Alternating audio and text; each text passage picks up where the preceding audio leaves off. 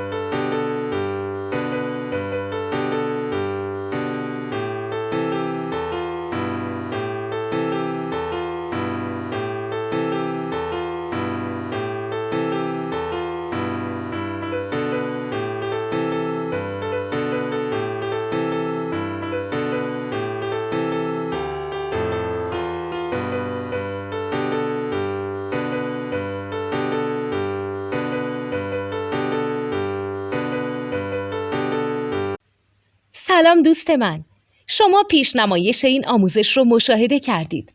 برای دیدن آموزش به صورت کامل میتونید به وبسایت نوت2 که مرجع آموزش موسیقی هست مراجعه کنید.